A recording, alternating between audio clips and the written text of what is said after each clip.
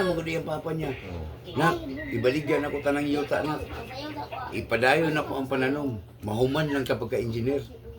Sige pa, kay pag mahuman ko pa, makaahon, mubalos siguro po sa mo. Mogi yung pangako sa iyang papa. Yung istorya na. Sige ka. Mubalos. Yeah, mubalos ba? Pagdali.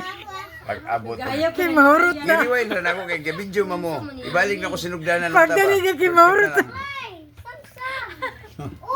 Sige, ganiya pa na. Nagdumot. Nagsigimig tulo-tulo kung ito yung Ano na sa ko? Ikaw dito mo ka nakakuha na kagkapi.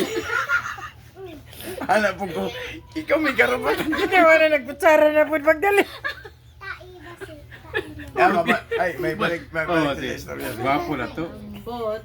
Abot niyo yung anak niya. Kapandiro. Sus. Pre, imog yung anak. Yaw. Pa! Sabi niya, patay na. Nagkaroon dito yung imong gikuha ang kontrata nila. Kuha na ko pa eh. Pag-ilis pa, pag-ilis. Nga naman na. Suroy ta ka. Ini. Wala naman siya mama. Patay na. Paling magamit. Kaya una-una niya, pasel. Ano yung gay-gay? Di mo ni katawanan. Di ito na. Hindi mo na balik. Ano siya? Di ba hindi mo mag-iis pa eh? Nakasa mo kita mga tunak.